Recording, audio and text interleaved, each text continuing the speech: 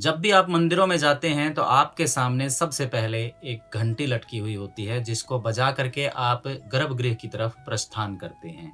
अगर आप अपने घर में भी पूजा करते हैं तो एक छोटी घंटी को हाथ में ऐसे पकड़ के हिलाते हैं और उसका नाद सुना करके फिर भगवान की पूजा प्रारंभ करते हैं। आरती और संध्या वंदन में तो विशेषकर घंटी का नाद निरंतर चलता ही रहता है।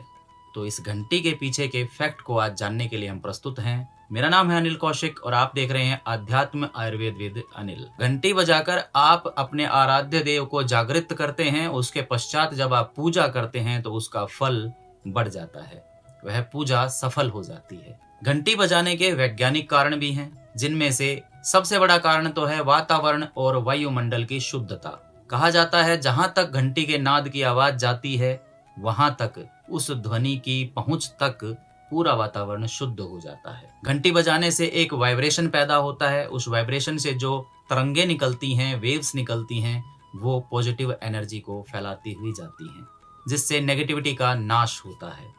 इसीलिए कहा जाता है जहां जहां पर भी घरों में या मंदिरों में घंटी बजाई जाती है उस जगह के आसपास का वातावरण एकदम शुद्ध हो जाता है। इसीलिए आजकल आधुनिकता के जगत में आपने देखा होगा कि विंडो चाइम्स लगाए जाते हैं। कुछ लोग ज्ञान के अभाव में मंदिरों में जाते हैं तो घंटी से संबंधित दो गलतियां कर ही बैठते हैं।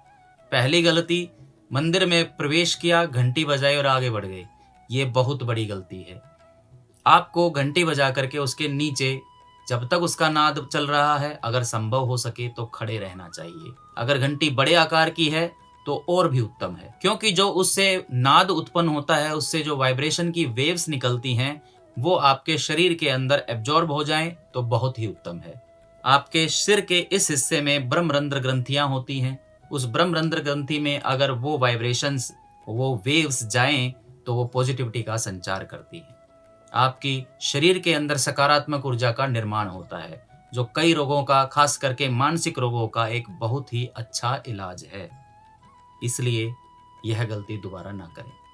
दूसरी गलती, जब मंदिर में प्रवेश करने के पश्चात आपने पूजा आरती दर्शन जो करना था, सब क्रिया कंप्लीट करने के बाद जब आप बाहर वापस निकलते हैं तो निकलते हुए फिर से घंटी बजा देते हैं।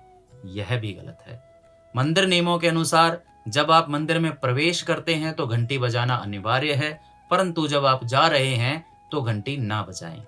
यह गलत है, क्योंकि इसको अगर आप नॉर्मल भाषा में भी समझें तो आप किसी के घर में जाते हैं तो आप डोरबेल बजाते हैं, परंतु जब घर से बाहर जाते हैं तो आप डोरबेल नहीं बजाते हैं। अगर इस तरह भी इसे याद किया जाए, इस तरह भी इसे देखा जाए, तब भी जाते हुए घंटी बजाना गलत है। इसलिए आपसे यह प्रार्थना है कि इन दो गलतियों को बिल्कुल ना दोहराएं।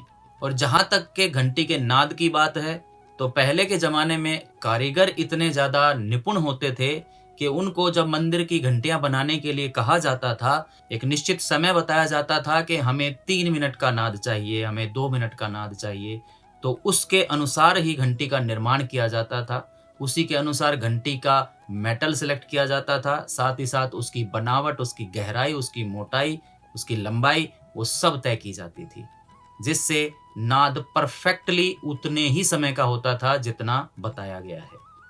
आज के समय में भी आपको प्राचीन मंदिरों में ऐसे घंटियां मिल जाएंगी जिनके नाद के टाइम निश्चित हैं, निर्धारित हैं और उनके पुजारी को उनके बारे में जरूर पता होगा। आप कभी किसी मंदिर में जाएं तो पुजारी से अवश्य मिलें। अगर प्राचीन मंदिर है तो इस बारे में जरूर चर्चा करें और इस घंटी बजाने से मिलने वाले लाभों को अपने शरीर के अंदर जरूर संचित करें। अगर आपको यह जानकारी अच्छी लगी तो मुझे फॉलो करके, सब्सक्राइब करके आप मुझे सपोर्ट कर सकते हैं। इसी तरह के और रोचक वीडियो को देखने के लिए जुड़े रहें अध्यात्म आयुर्वेद विद अनिल के साथ। मैं आपसे विदा लेता हूँ। धन्यवाद। जय श्री राम।